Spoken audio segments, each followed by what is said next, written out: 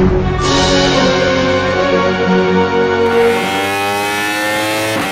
everyone, it's Tony for eModels.co.uk.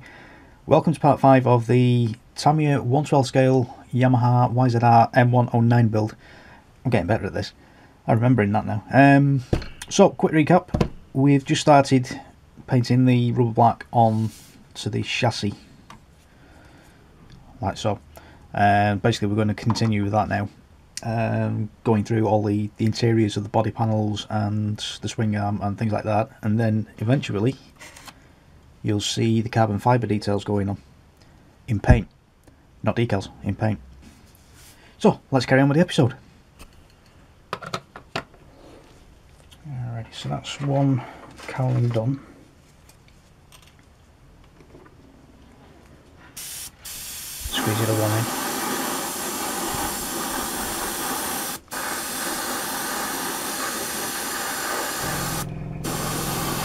And again, we're not trying to cover this all in one go. Nice and gentle, nice even layer, just to colour it. And then we can come back and do a couple of other coats just to darken that down a little bit. I'll do the main cowling as well, the main front cowling. While we're here,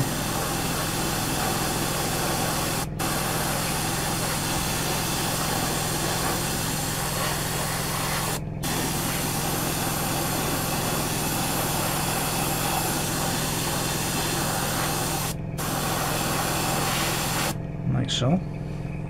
As you can see, there's hardly any overspray coming through. That's the other reason we don't go blasting away with it. We stay in control all the way through.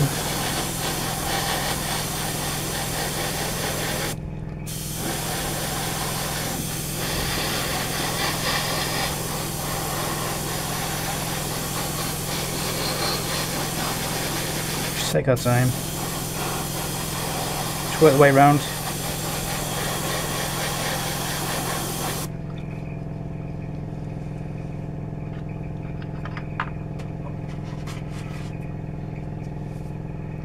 For the big swing arm, I'm looking forward to this bit. Alright.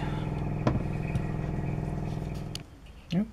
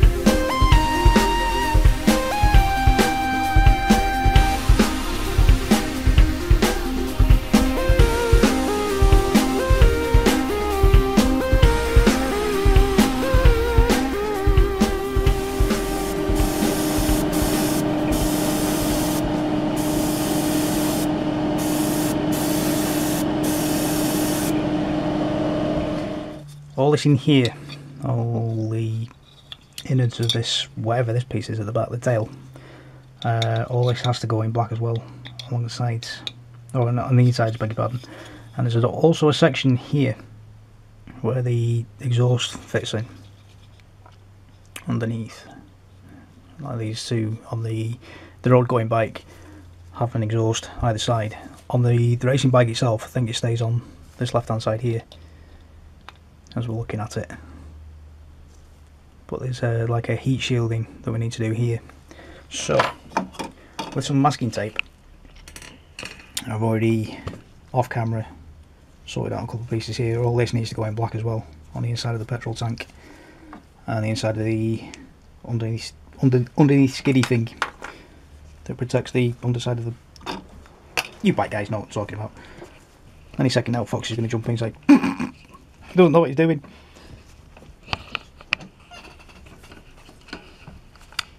Yeah, I know you. So I'm not too sure which one of the Tamiya tapes this is. It's ridiculously thin. There we go. Where's my knife gone? My knife's gone missing. Hello? Hello? Where have you gone? Yoo-hoo! Panic over. I found it. Right, so again I'll hopefully manage to scan these in and do a proper close-up for you. Just in this section here is what I was talking about a second ago. If we orientate the right way around. So the majority of that section there is actually black. Now they do give you a decal for that, but it's in at least 3 different pieces, which again is going to be a pain in the backside to line up. It's one of those, is it really worth messing about with 3 different decals, or is it easier to actually mask up and paint in? I'm going with that one. It's actually easier to mask up. So I'm just going to pop the tape onto the cutting mat. What that's going to do is take some of the adhesive back off the tape, just to stop it being as sticky as it is when it comes off the roll. And that's going to help with when we come to remove it. Sorry, I'm concentrating at the same time as I'm doing this. I tend to go quiet when I do things like this. So when we come to take the tape away, it's not going to rip the primer off underneath, which has happened to me in the past.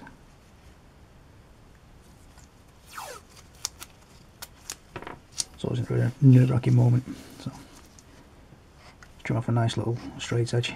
As you can see, I'm not measuring any of this, it's just completely by eye.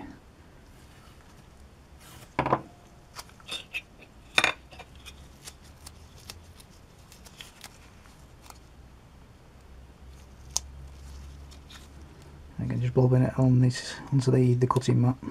Takes off the first layer of adhesive. Just makes things a little bit easier to work with. So it's not going to be the best masking job in the world, but it's going to be close enough for what we need. She's just there like that.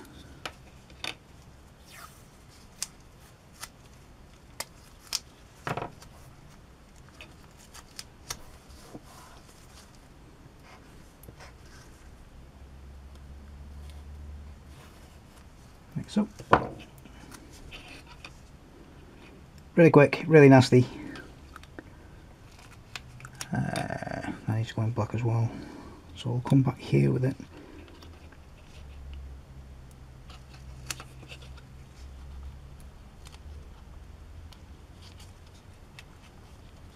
Like so. This little tab here where the exhaust bracket goes onto needs to be black, so we're just going to mask around it. Just straighten the lines out a little bit.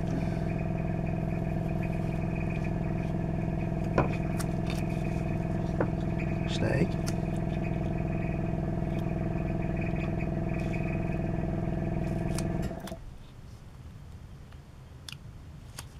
Like so. Nice way, we're just building up layers of tape.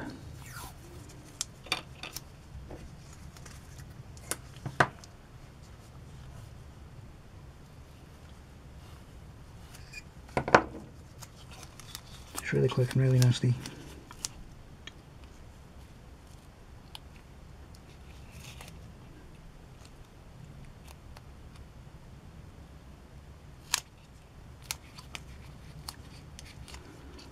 That's straight enough what I need.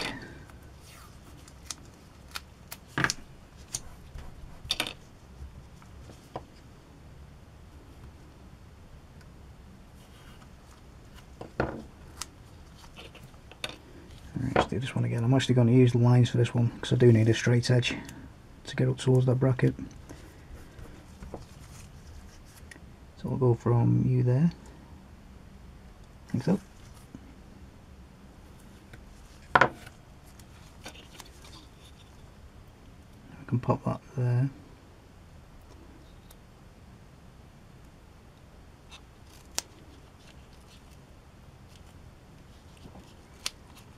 Like so.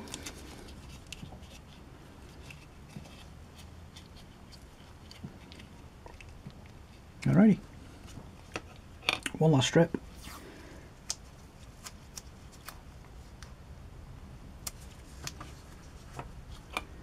I'm going to cut a notch into this one.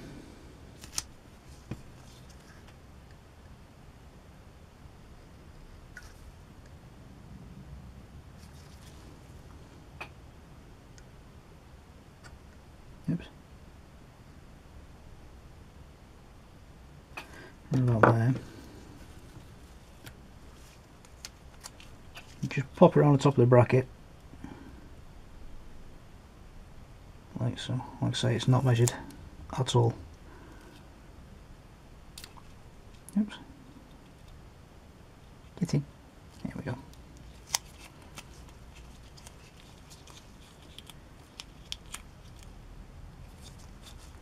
Packing in. No, that's off my gloves. That's fine. There we go. And then we use some of the wider stuff just to cover this back section up. Hopefully on this larger piece we'll be able to see and shift all this lot.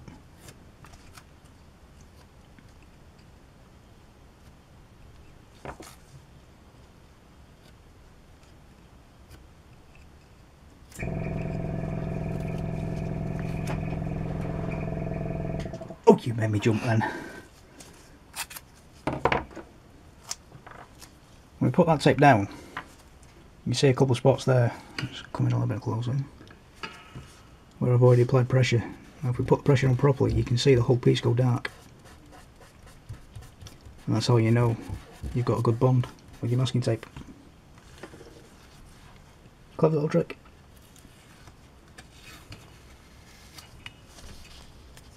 A big piece of primer off my glove on the underneath. It's magic.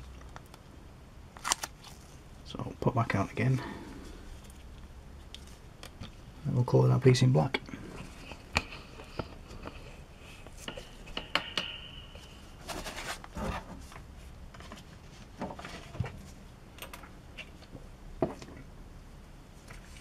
Again, very slowly, very carefully, very gently. Just test off to the side there, make sure we're still okay.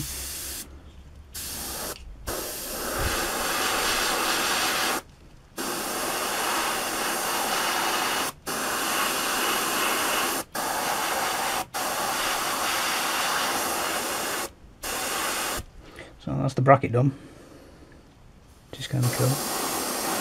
So we're actually going to blow across if we can, rather than going against the masking. We're going to go with it, so we're going across. And that way we shouldn't, hopefully, get any weight through.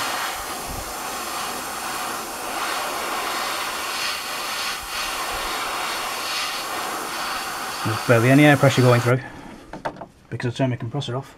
Haha!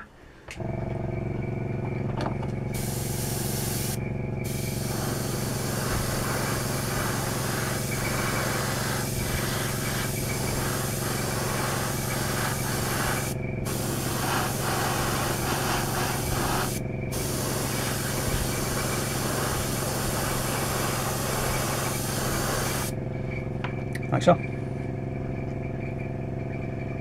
Easy as cake. And it's all about taking your time.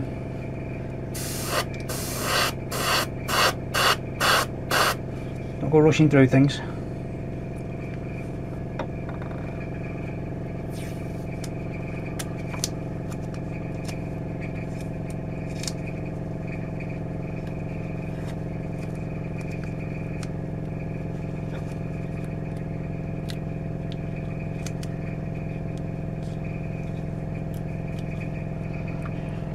I'm just going to grab all this lot inside at the same time. And again, very gently.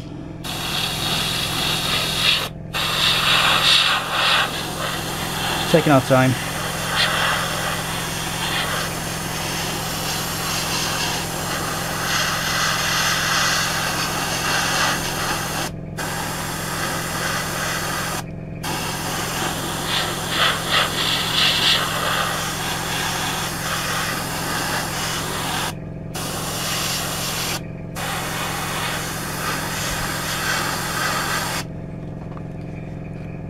That's the first light coat done. So we're going to leave that for a little while, just go around everything else, and I'll stop filming here and get everything else sorted out, because I need to put this thing back on, and it gets really noisy really quickly. So when we come back, there'll be a couple more coats of black onto these, and it'll look a lot more, what's the word I'm looking for here? More finished, I think. Something like that. I'll see you in a moment. See, happens to the best of us. I've actually dropped a bit of a boo-boo. I actually needed to mask up that section, so all this bit that you saw earlier actually needs to be like this. The decal actually comes down here somewhere. So, my mistake, but not a problem. I've got this massive, great big, huge white piece that I can fill in now. Yay! See? That's because I was rushing. That's because I just wanted to get paint on it. I didn't look properly. I didn't do my research. Watch your fingers of blame. Me. Okay. Looks about right. So we're not going to worry too much about that nose piece just yet. So we can always paint that in afterwards. That's not a problem. But what we need to do now is just working on this chassis. I'll pop that off there. That back piece. Tell you what, let's get some white background. He says, looking for a white background. Oh. There we go. Now we can see what we're doing. So, this piece here definitely needs to be in the carbon fibre effect. So what we're going to do is leave that off. I'm just going to mask around this area here, because this little guard at the back corner needs to be in carbon fibre. So we're just going to...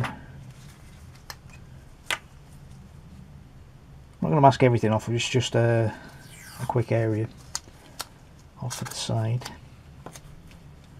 And again, we're sticking the tape on the mat just to take the adhesive off.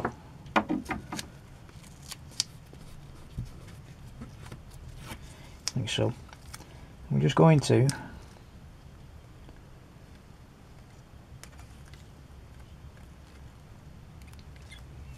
cover that area there, like so. The idea being a gloved hand will protect the rest of it, so we're not having to mask everything all in one go. I'm just going to fill that little corner there.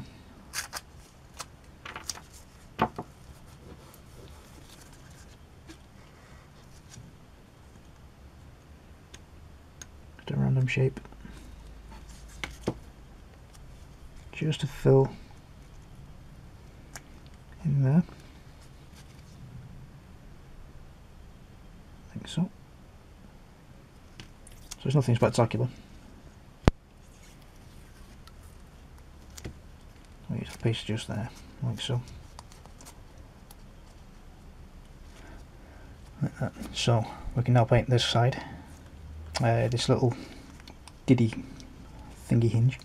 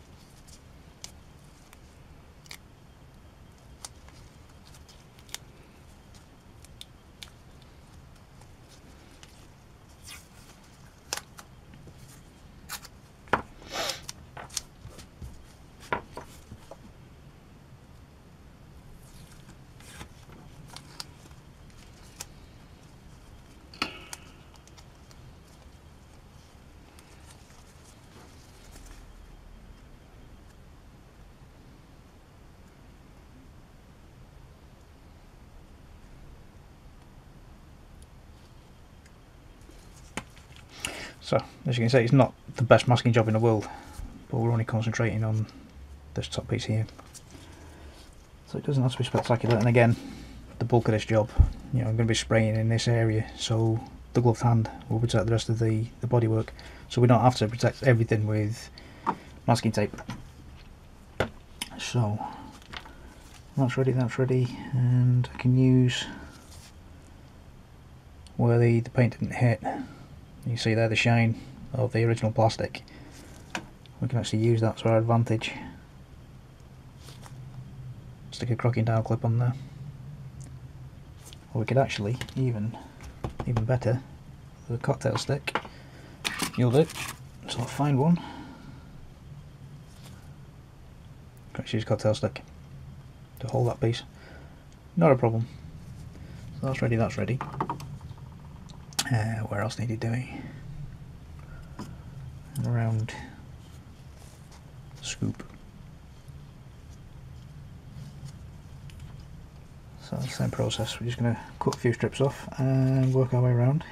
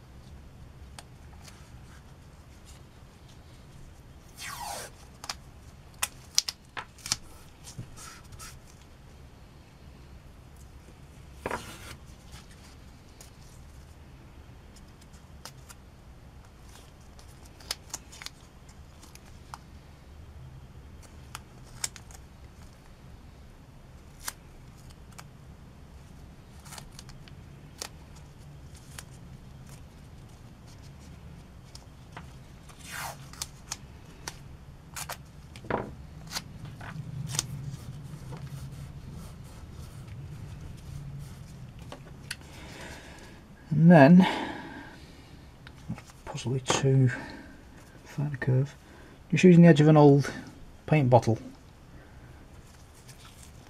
Just going to guesstimate the curve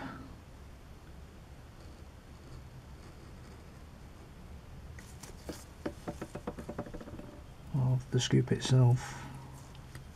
And if this works, as you've just seen, I've completely made that up. If this works, I will. Oh, look at that! That was a hell of a guess. That wasn't a bad guess at all. What? Completely made up on the spot. I don't know when my dad watches this now, he's going to be sitting there going, "You big-headed bastard."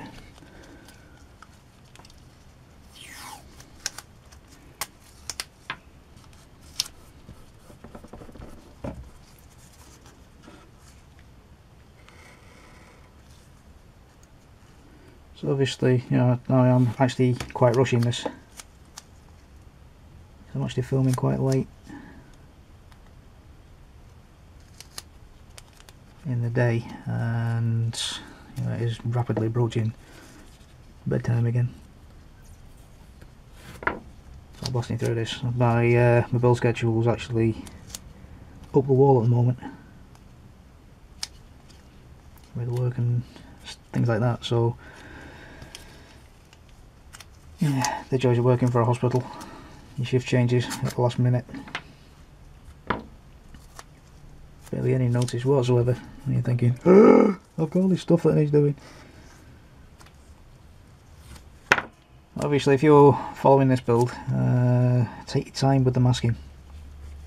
A good masking job will make all the difference. Trust me on this.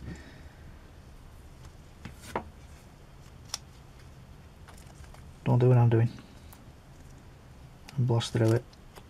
Do take your time. Now, the interior, just on these two sides here, I'm not too bothered about that. You can have a dirty grubby wheel stuck in the way, so if you look in there, or if you actually want to look in there as a display piece, obviously mask it up, or you know, leave this till very, very last before you actually glue it on, and paint that separately. Like I say, there's going to be a dirty grubby wheel there. I'm not planning on displaying it with the wheel off. so I'm not too bothered if paint does get in that side. It's not a problem. And then hopefully the very last part. I'm impressed with that curve.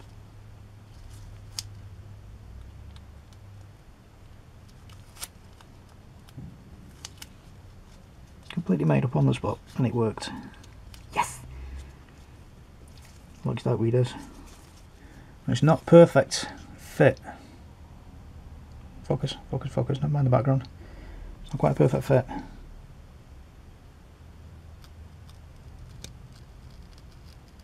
So it does need a little bit of trimming just to reveal the front edge. I've got to say it's close enough. Tweezings.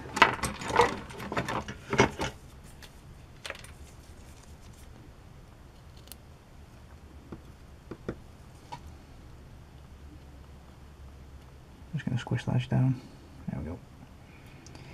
Lovely. Right, so that's my stuff. I'm just going to have a quick look around now to see if there's anything else that needs carbon fibering.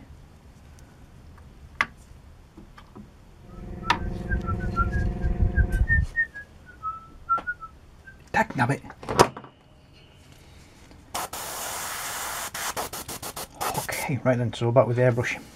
And using Vallejo's Black Metal 71073.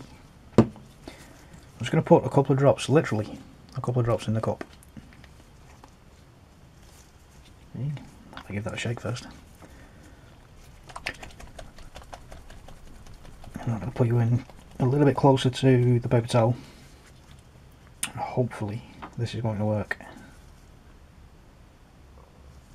I've used this on a couple of cars in the past and it's been pretty much spot on, but this is a different scale.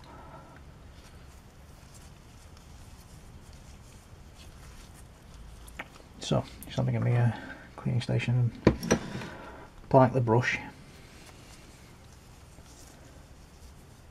Bog standard, cheap and cheerful bandage that you get in a first aid kit that you find in some hire cars that may or may not have been borrowed from a hire car. I can't quite remember where I got this one from, to be honest. Just going it very, very gently. Hardly any air. So it's not a grabby wallop like that. So I'm just going to use my adjusty collar thing. Just to turn the pressure down a little bit, he says. Hardly anything. So I've got the trigger full down now and I'll turn the airflow off. So that sounds about right. You can tell by the air, that's full on. So that's full 20 psi. That's down to about 3. Just going to very gently pull back on the trigger.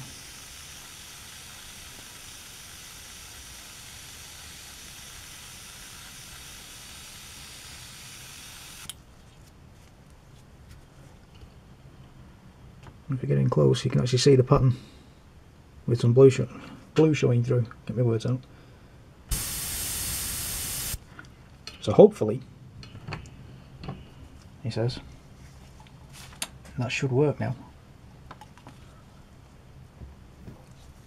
Over the top of this thing. Ooh, hello. You didn't sound happy. On top of this. So we're just going to lay it over the top of the piece. Pull it in nice and tight around the back.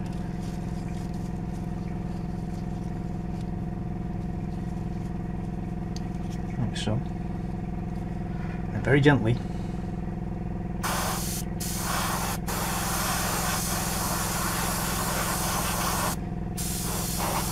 screw over the top.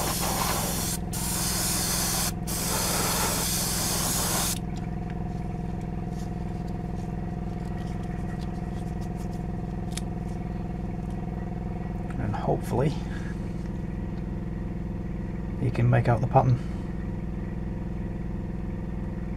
I'm happy with that. Let's go away from the eModels logo. I am exceptionally happy with that.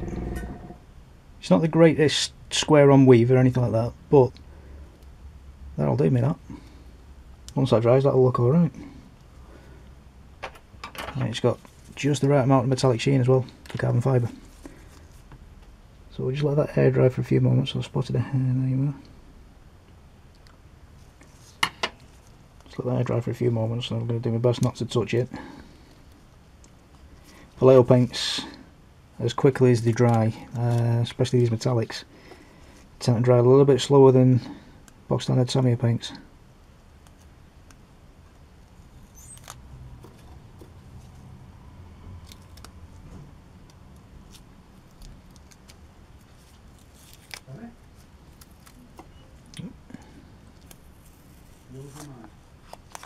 There we go. Just compare that now with the box standard plastic that we painted earlier. Oh yeah, that'll do. Happy with that. Unfortunately, my camera's playing silly things on me again at the moment. So we've just missed, I think, did the exact same technique on that guard there, and then that's the guard for the other side. Hopefully the light's catching that. It looks like it's catching it. It's perfect. But what I've done with the main headstock itself, rather than not the headstock, the windshield and display readout thing. So yeah, I know the anatomy of a bike. I just did that normally, so there's no masking on that, or no gauze masking to speak of. So that's completely normal paint. So if we compare the two together, we get a finer weave of carbon fibre on this one than we do for that one. Like I say, it's not straight. You know, it's not the normal diagonally straight lines that you see on carbon fibre, but it's just enough that at a viewing distance, if we pull away and hopefully get some proper lighting on that, you know, at a viewing distance, it just distracts the eye enough. You can make out the lines in there. Just tricks the eye enough to thinking there's something there when it's not. But I do like that. And there we go. I'm really happy with how that turned out. I really am. Now hopefully the camera can pick that up. That's had a couple of layers of gloss varnish on it now. It just looks absolutely amazing in detail. In person. I'm not too sure how well the camera's going to pick that out, but it looks the part. I'm really happy with that. So join me soon for part 6, when we'll carry on detail painting other bits and bobs. I can't quite remember what I've done so far. In reality, I'm actually halfway through doing the engine, so I'm halfway through filming episode 7 and 8 at the moment. And I've got to go away and edit all this. Yay, that's always fun. So, thanks for joining me. Hopefully you've learned something. Hopefully you've learned how not to do things. Hopefully. Pop along to my mates at eModels. Tell them I sent you. They'll probably ask you where the donuts are and things like that, because they like the donuts. Do they? I don't know. They might do. I don't know. Basically, if they haven't got it, you don't need it. Cracking guys. Absolutely amazing customer service too. So go check them out. I insist. In fact, I make it an order. Yeah, see what I did then. See you soon.